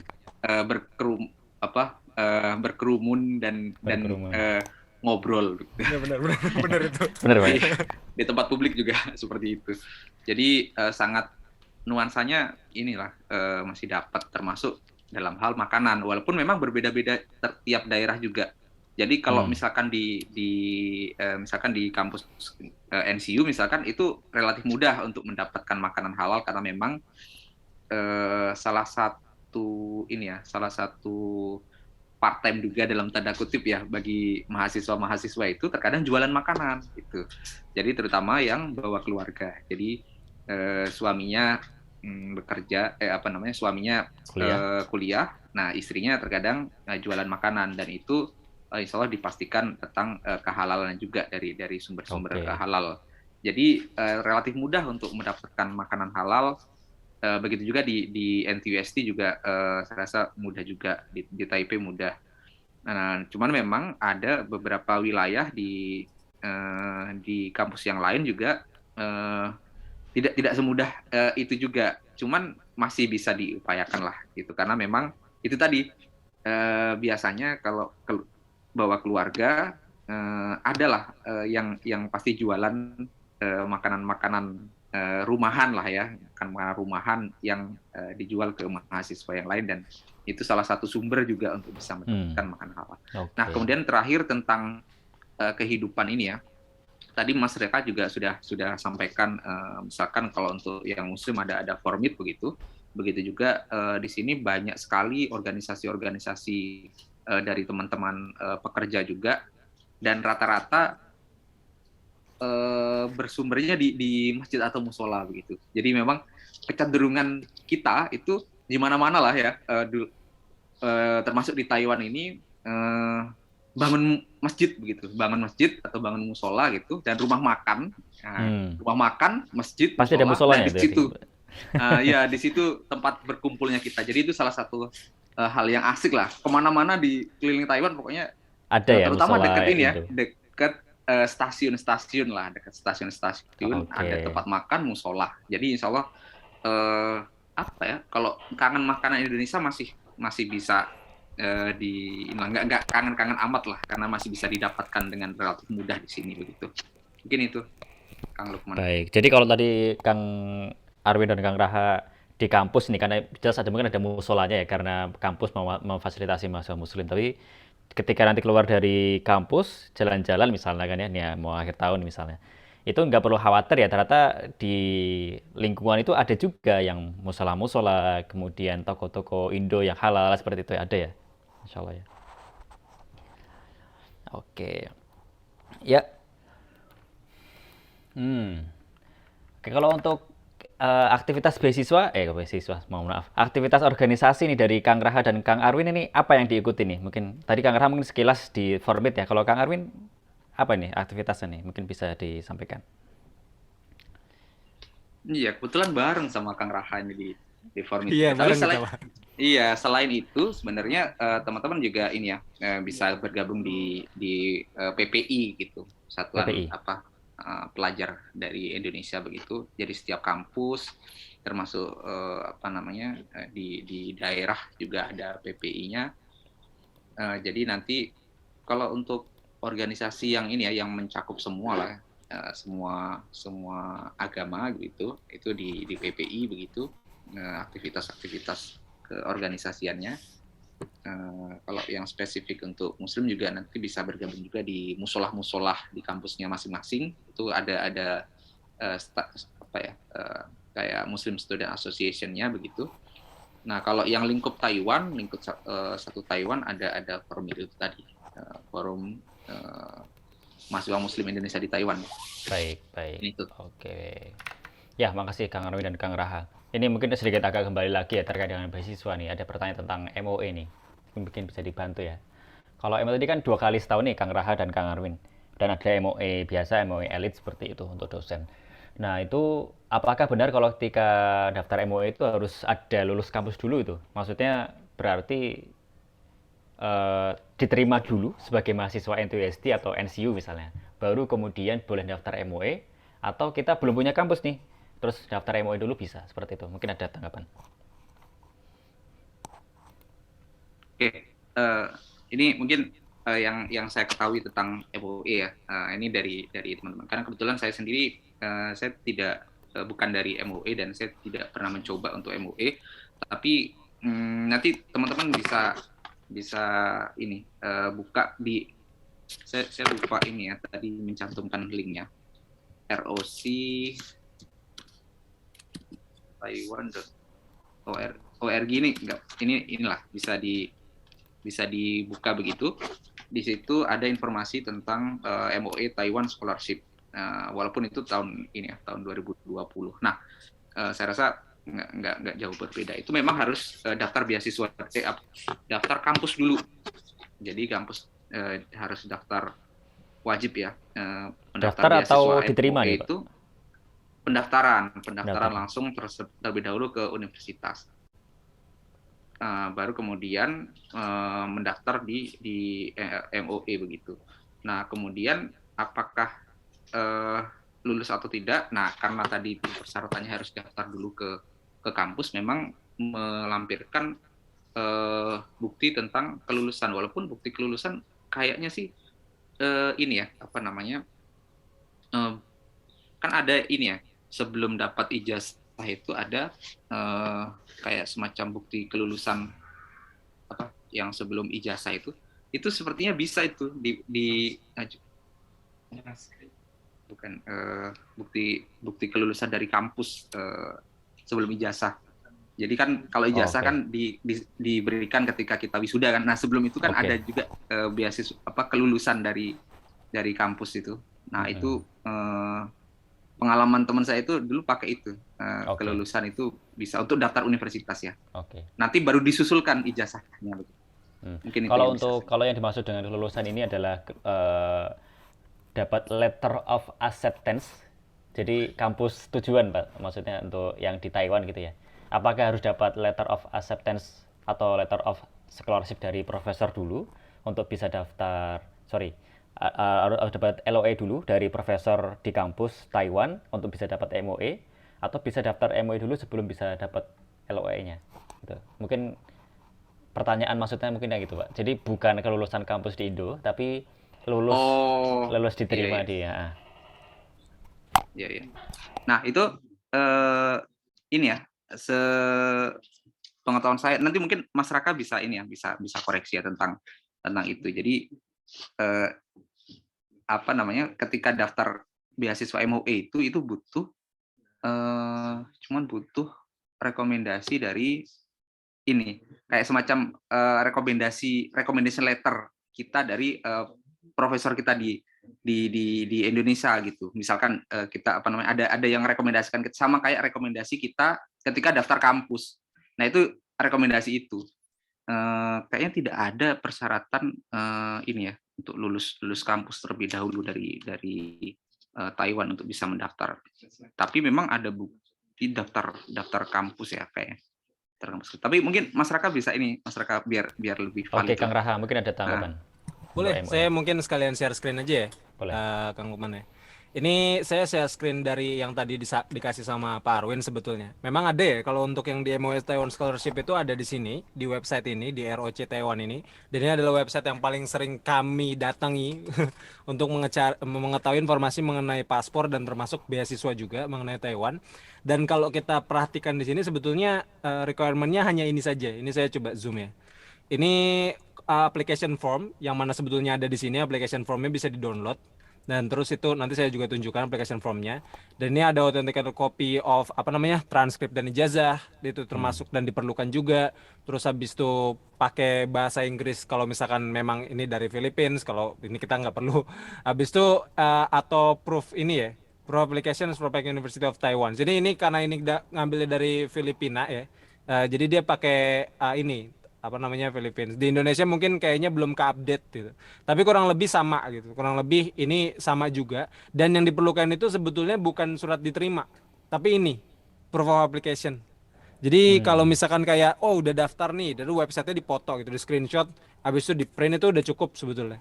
Atau kalau email ke profesor, terus profesor bilang oke, kamu silakan daftar, itu emailnya langsung di screenshot, terus itu udah cukup juga sebetulnya. Itu oke aja dan bisa diproses juga seperti itu.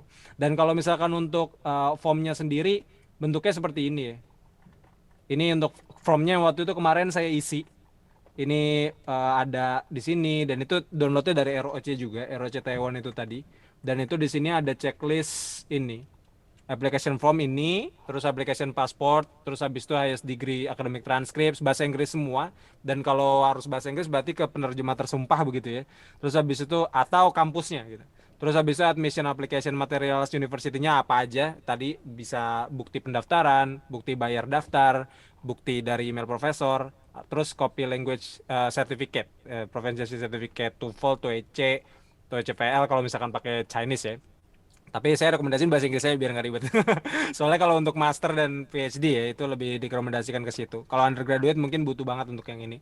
Nah terus ini sampai sini terus udah selesai. Dan ini two letters reference signed sealed and envelope ini untuk rekomendasi gitu. Yang tadi disebutkan juga untuk rekomendasi dari kampus asal, dari supervisor, dari employer gitu kalau misalkan kerja dan semacamnya.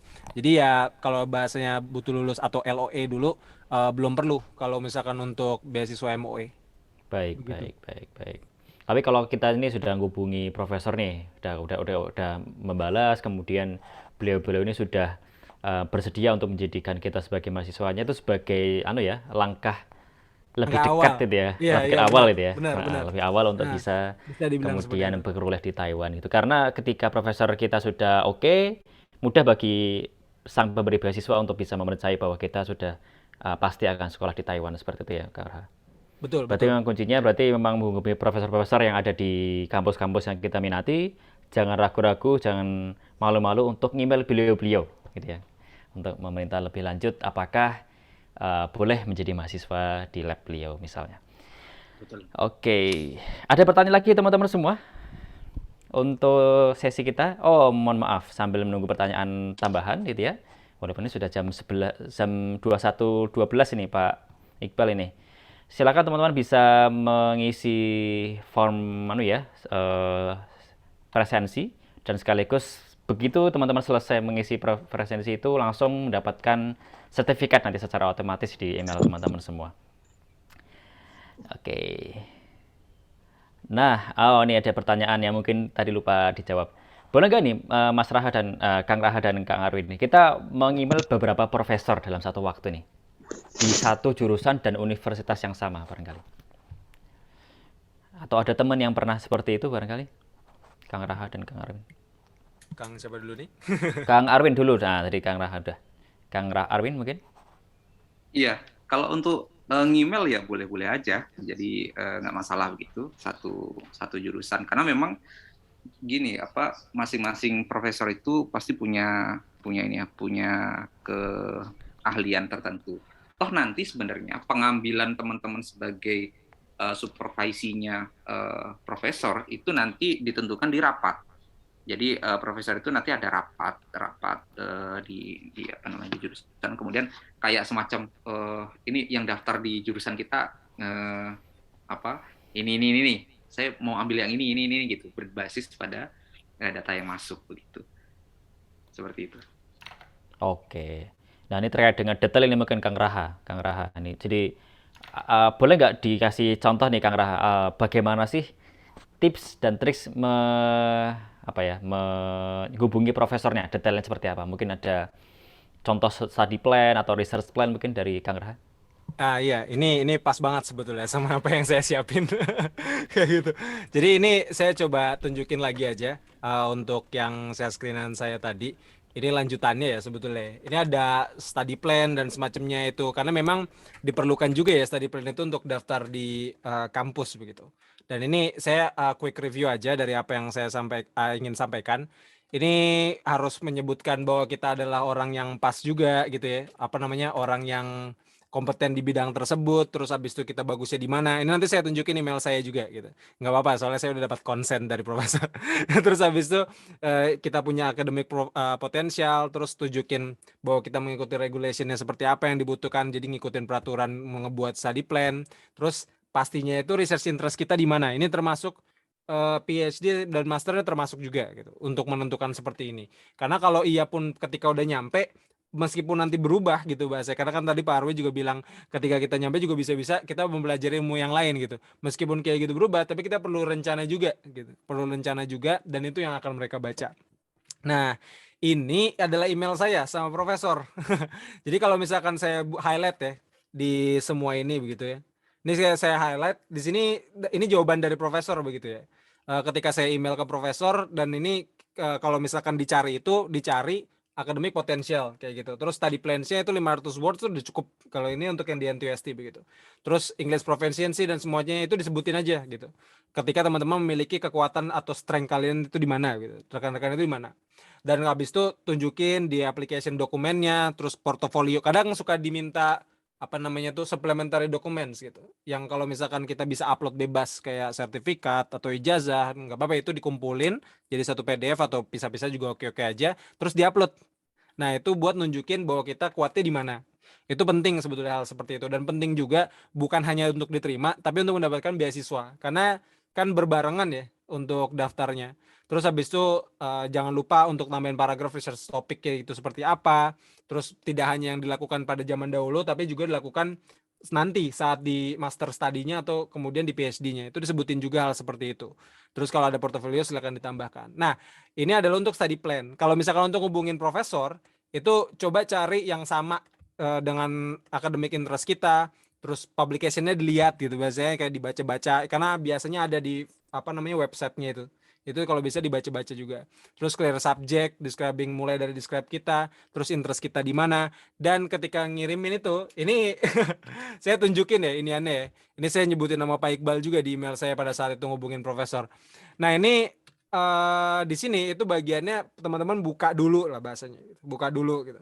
Dengan introduction itu dari mana, terus namanya siapa, terus waktu itu ngerjain apa, saat di S1, terus saat ini ngerjain apa, atau kerja, atau nganggur, atau ngapain, nganggur sambil ngapain gitu ya maksudnya. Terus habis itu tahu dari mana profesornya, terus ngebaca apa, topik research-nya seperti apa, tunjukin bahwa kita itu tertarik dengan topik beliau gitu. Nah ini nanti PPT ini atau PDF ini nanti saya akan kasih ke grup begitu ya, saya akan upload ke Zoom-nya, nanti silakan teman-teman ambil dan dipakai untuk guideline saja, bukan untuk di copy paste. Terus habis itu effort kita itu udah ngelakuin apa, kalau saya di sini bilang saya lagi daftar MOE nih Bu gitu bahasanya. Ini profesor saya ibu-ibu ya. Terus habis itu relevant attachment-nya kayak CV dan semacamnya itu tambahin. Karena kenapa? Buat dibaca kurikulum vitae kita. Dan kurikulum vitae-nya bukan kurikulum vitae kerja ya, jadi kurikulum vitae akademik. Karena kalau akademik itu kadang suka ada riset, riwayat publikasi dan semacamnya. Kalau saya pada saat itu belum ada, jadi yang saya lampirkan CV biasa. Tapi bukan tujuannya untuk kerja, tapi tujuannya untuk dapetin ini beasiswa gitu. Jadi kurang lebih seperti ini kalau misalkan untuk perinciannya ketika menghubungi profesor dan juga apa saja yang kira-kira butuh di highlight ketika kita menghubungi profesor. Apakah disclaimer lagi? Apakah ini wajib? Enggak sebetulnya.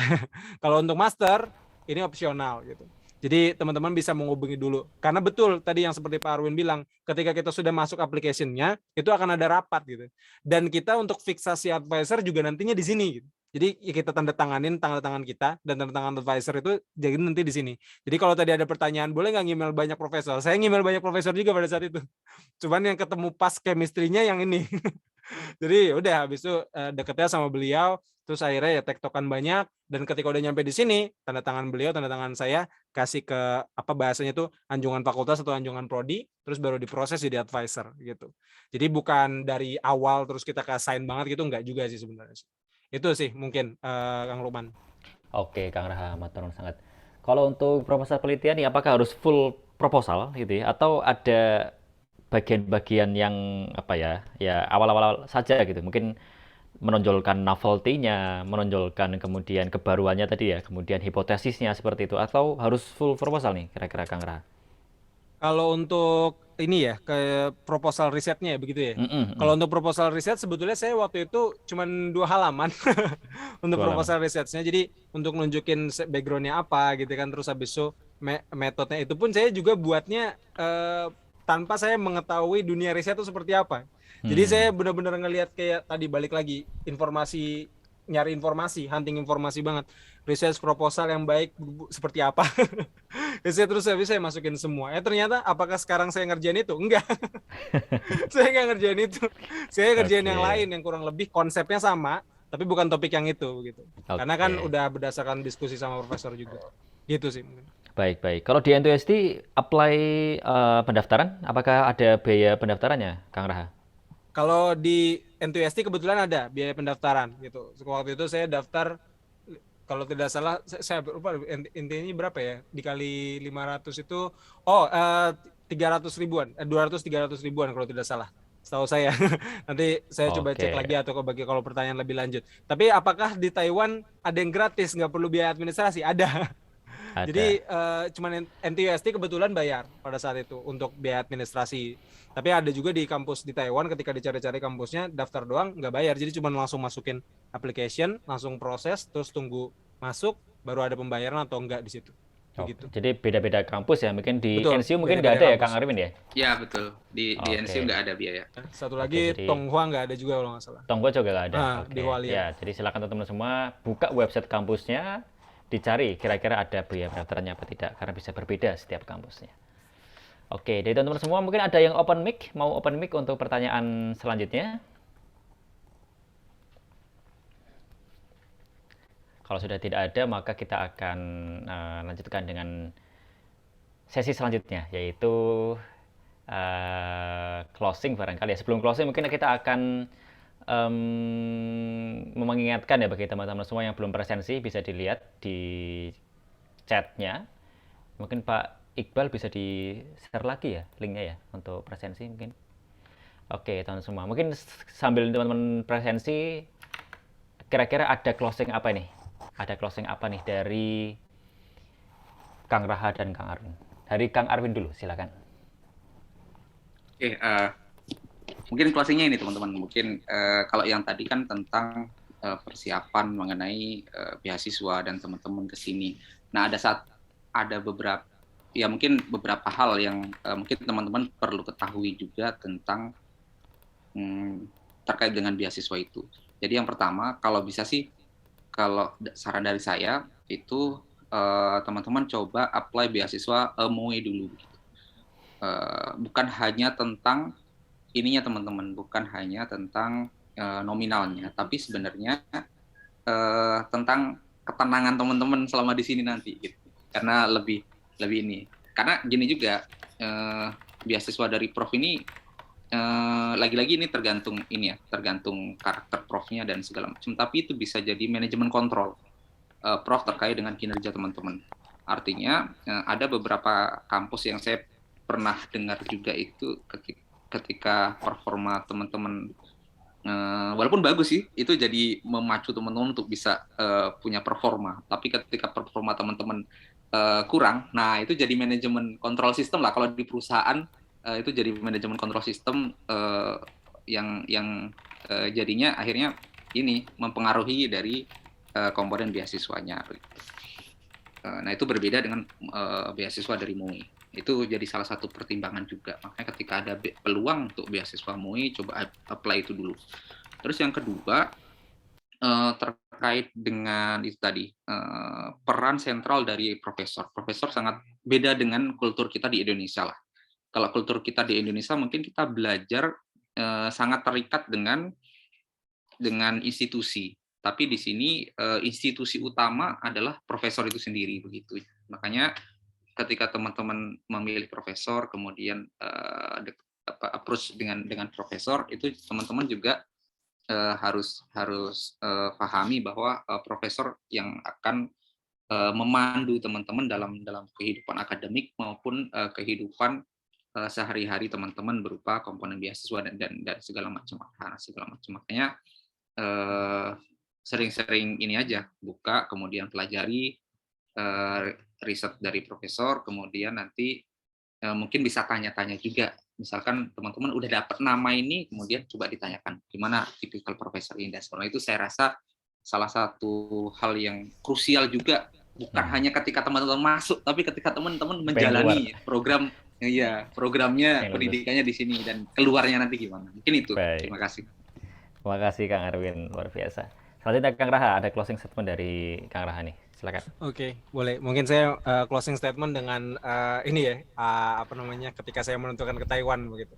Kayak awalnya itu sebetulnya tujuannya bukan ke Taiwan pada saat itu, teman-teman, rekan-rekan semua di awal. Itu saya ngargetnya ke Jepang, jadi banyak email-email yang saya kirim itu adalah profesor-profesor Jepang. Cuman namun qadarullah Allah itu membuat saya untuk menentukan arah lain gitu. Arah lainnya ini keplesetnya agak jauh dari Jepang. Enggak sih, sebetulnya deket ya. Agak jauh dari Jepang itu agak kepleset ke bawah gitu. Lebih dekat ke Indonesia tapi ya. Iya, lebih dekat ke Indonesia ternyata. Kalau Jepang sekian jam gitu, di Taiwan cuma sejam doang. Itu pun juga nggak beda dari Wita. Nah, jadi alhamdulillah gitu. Ketika pas datang ke sini yang coba ditunjukkan itu luar biasanya ya, adalah komunitas-komunitas muslim yang solid. Terus habis itu musolanya di kampus saya ternyata ada 2, halal food di sini mudah sekali dicarinya di kota gitu, untuk khususnya di NTUST, karena di NTUST ada kantin halal tersebut itu. Jadi yang saya lihat itu adalah ketika kita menentukan sesuatu, rekan-rekan mau di kampus manapun itu, entah di negara manapun itu, atau kemudian di negara sendiri kita menentukan beasiswa, menentukan untuk berkuliah, itu ya ketika kita berdoa, kita berikhtiar gitu, dan melakukan yang terbaik. Ketika nanti ditunjukkan Allah gitu ya, tunjukkan gitu arahnya kemana, ya kita insya Allah ketika mengikuti itu ya jadi banyak kemudahan gitu. Dan kemudian yang saya dapetin di sini itu banyak banget kemudahan gitu. Tadi mulai dari email profesor dan semacamnya itu saya dapetin dengan kemudahan, yang maksudnya adalah kalau di Jepang saya nunggunya sehari 2 hari profesor baru dibalas, ini untuk yang di Taiwan ternyata cuma beberapa jam dibalas gitu. Itu salah satu tanda-tanda kemudahan gitu. Dan ketika ketemu kemudahan di situ, maka kejar itu. Insya Allah bisa, dan bisa jadi itu adalah jalan yang terbaik buat kita gitu. Jadi kalau misalkan untuk sedikit tambahan dan semacamnya, kalau secara teknis itu tadi untuk closing statement dan semacamnya, gitu insya Allah, Kang Lukman. Baik, terima kasih Kang Raha. Oke, terima kasih sekali lagi bagi Kang Raha dan Kang Arwin atas sharing-sharingnya, obrolan dalam obrolan santai for Isnet ini, gitu ya. Selanjutnya kita akan foto bareng nih, boleh ya teman-teman semua ya. Kita akan dokumentasi untuk obrolan santai kita pada malam hari ini. Oke, silakan teman-teman semua bisa open kamera bagi yang berkenan, gitu ya, yang tidak ada halangan. Kita bersama-sama dokumentasikan, insya Allah akan didokumentasikan oleh Pak Iqbal, host. Ya, siap. Baik. Ya, baik. Ada lagi yang mau membuka kamera? Silakan. Bisa di open kamera, Bapak Ibu sekalian, dan sahabat semua ya. Oke, saya tunggu 5 detik lagi ya. 5, 4, 3, 2, 1. Oke, Pak Iqbal, ada 2 screen. Mungkin bisa dimulai dari yang screen yang pertama. Silakan. Dihitung. Oke, baik. Ya, saya hitung screen pertama ya, Bapak Ibu. Oke, kita nggak tahu nih posisinya apakah di screen pertama atau kedua gitu ya. Baik. Oke. Jadi ditahan baik, dulu. Kita tahan dulu senyumnya ya. 1, 2, 3. Oke, sebentar. Kita pindah ke screen berikutnya.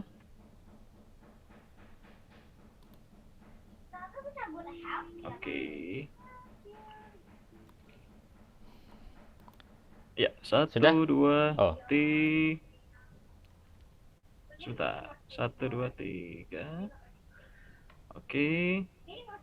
Sekali lagi, satu lagi ya, satu lagi. Sebentar. Oke, yang terakhir. Oke, sudah, Mas Fikri. Baik, terima kasih Pak Iqbal atas screenshotnya. Selanjutnya kita akan ada penyampaian sertifikat kenang-kenangan bagi pembicara-pembicara teman ngobrol kita pada malam hari ini. Pada Pak Iqbal, mungkin silakan. Oke, ya, ini sertifikat bagi Pak Arwin, Imam Rozi. Terima kasih atas kesediaannya untuk bisa menjadi pembicara bagi obrolan santai pada malam hari ini. Selanjutnya untuk Kang Raha.